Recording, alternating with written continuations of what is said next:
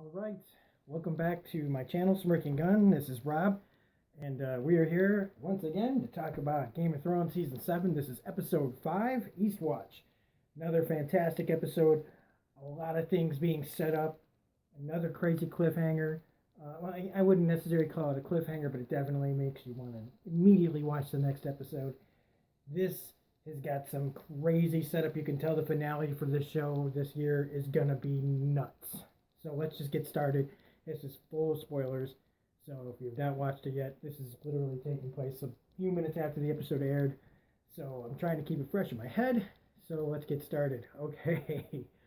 Oh man. All right. So for all of the people that were worried we weren't going to find out like what happened to Jaime Lannister, he's alive. It was kind of silly to think that he was going to die. Of course, Bronn immediately comes out of the river, dragging Jaime up. Bronn giving him the business. What the hell were you thinking just then? And Jaime coming to the realization that this is not a war that can be fought. Just, keep realizing that was just one dragon. She's got two more. And she could just wipe us out. And the way he saw the Dothraki fight, this is a shaken Jaime. And, he, even though you get the levity here with Bronn, which is always great, Rome Flynn is really good, talking about, I'm the only one who can kill you. You got to stay alive for me. So it was a great beginning, but rest assured, there really was no danger in Jaime dying from that last scene from last episode.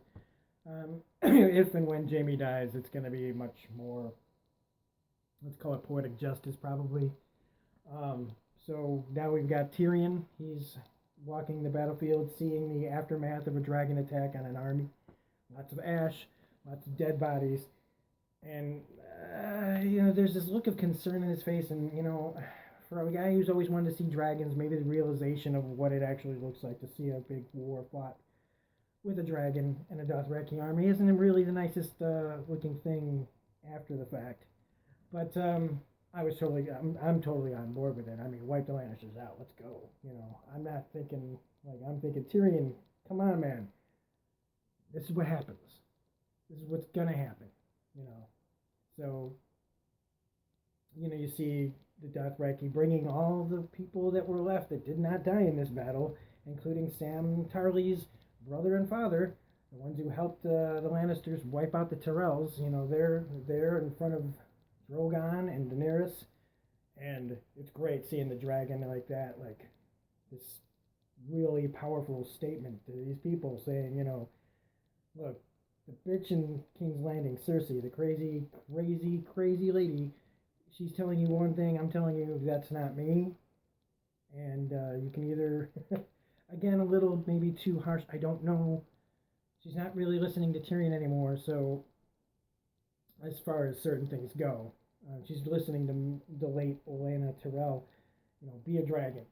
So when Sam Tarly's dad and brother decide that they're not going to bend the knee like the rest of them start to do.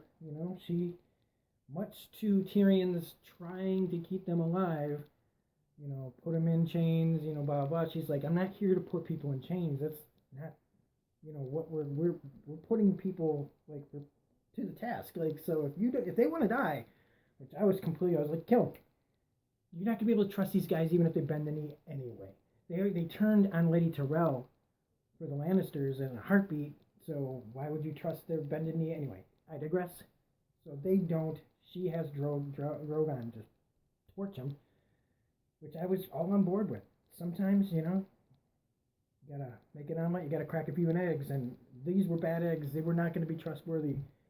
Even if, Sam's brother, maybe he was an okay guy, blah, a lot of people's brothers and other people are okay guys, but they die because they made the wrong choices. So Tyrion's feeling guilty, you can tell, but whatever. We got to see that asshole who treats Sam really bad. He's dead. So in the end, Sam will not have to worry about being picked on by his dad anymore. So then we get to where they are talking about, what's the plan going to be then? How do we, how many people died? What are we going to do? And I don't like this plan that they've come up with. I really don't. But I think it's designed to be like a for the finale of this season, going into the final episodes, I think this plan is purposely being set like this, and that is that they need to try to convince. They decided they need to try to convince Cersei into believing that the White Walkers are real and that we need to put aside our differences and fight that before we decide to fight over this. Because, like Davos said, it doesn't matter who's alive, who's sitting on the throne if we're all dead. What skeleton sits on the Iron Throne, it's not going to matter. But I don't like this plan because it takes, convincing Cersei, who you can't trust at all, ever, ever, ever, ever, ever. She could be naked, hands tied behind her back on her knees, and she could tell you whatever she wanted, and you could not believe it. You know what I'm saying? Even in the worst circumstances, you just cannot trust Cersei Lannister. But Tyrion thinks that if he can convince Jaime and that she needs to listen to what we have to say, and that if we can bring you proof of a White Walker, another thing I'm not really on board with. So they're supposed to go get a dead person and bring it to King's Landing or some other neutral territory where they can, see that the bigger threat is coming. So they get Davos to smuggle Tyrion to King's Landing. Ron is apparently told this, by Raven or something, so that he tricks Jaime into going into the dungeon where the dragon skulls are, where Tyrion is. They have their little powwow. It's almost a sentimental thing, but Jaime doesn't let it get that far. Just get to the point, what do you want? And, he tells him, like, they cut away, And so you get to see Davos meet, lo and behold, I was like, it's Gendry, it's Gendry, it's Gendry, it's Gendry, it's Gendry. In King's Landing. So he hasn't been on that rowboat all these years. He's been making weapons for the Lannisters, and he is more than ready to fight. So he grabs his hammer and comes to Davos. We're not going to spend too much time talking about this because I got to go. This review's got to keep going, this reaction, because I loved seeing Gendry, but I don't feel like he's long for this world. I think he's one of those characters that they feel like we need to figure out what we did with him, even if it's for not very long. So they get Gendry to the boat, and of course some Lannister guys show up, and much to Davos's tries really hard to not let these guys get murdered. Once Tyrion shows up on his way back from his meeting with Jaime, that's about it. Gendry takes care of them very quickly with his big-ass hammer, and, they're back at Dragonstone, and then you see, there's also the scene with Sir Jorah just showing up all of a sudden, which is great.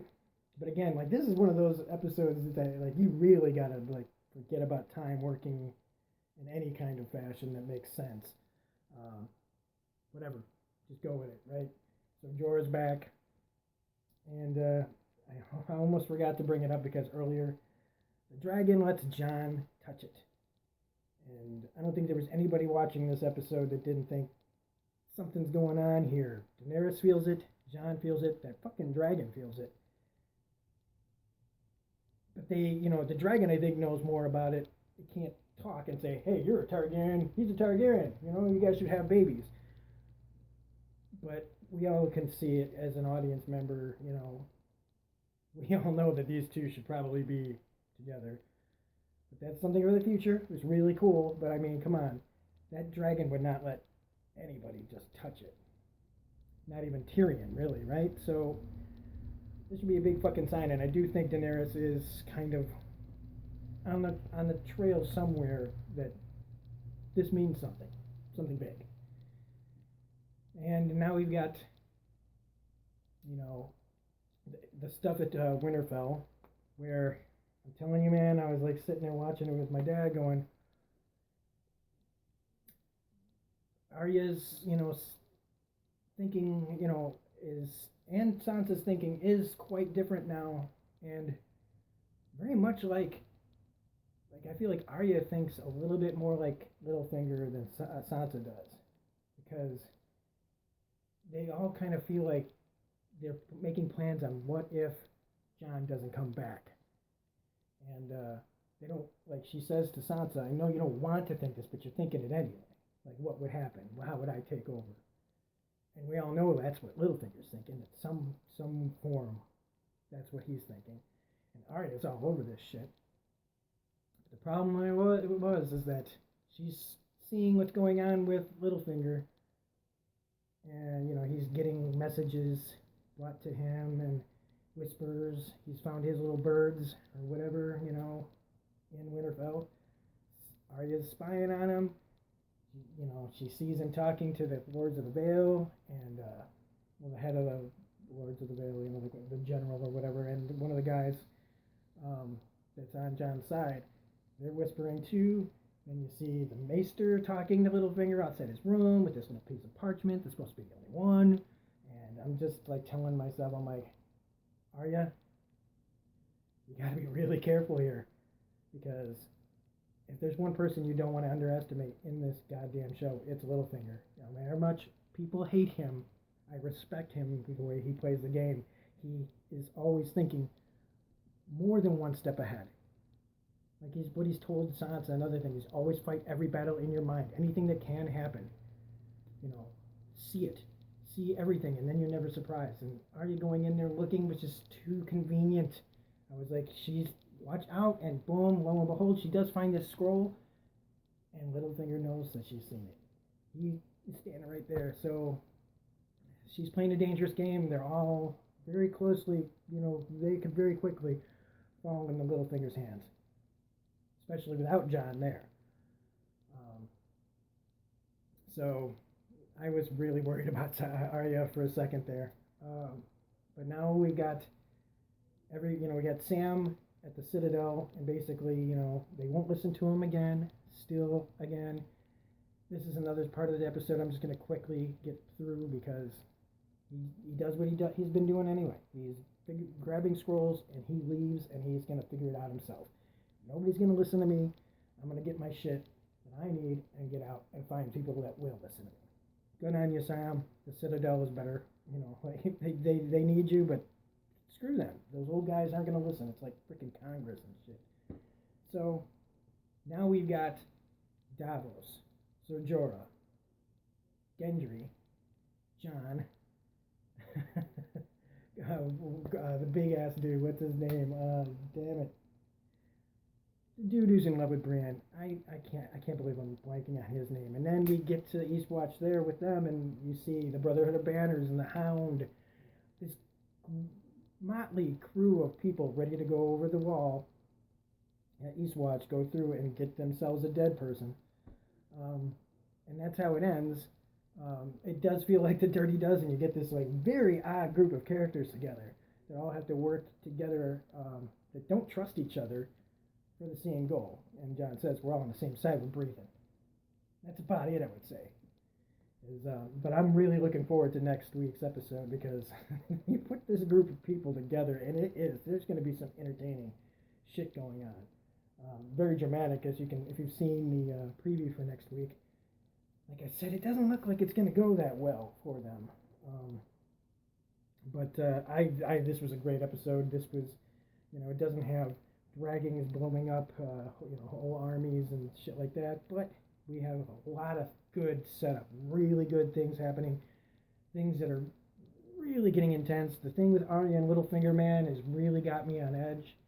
I do think, like I said, that this plan of theirs because Cersei tells Jaime, don't ever betray me again, and she let the meeting with Tyrion happen. She knew everything that was going on, and she's already planning on fighting it her father's way and figuring out a way to beat Daenerys and everything. So, like I said, you can never trust Cersei Lannister.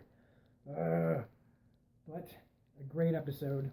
Really, really great episode. I can't wait for next week. This is, last week, that to me wasn't a cliffhanger that got me going. This one is. It's them walking into the snow. And Bran, has seen the walkers, and there's a lot of them.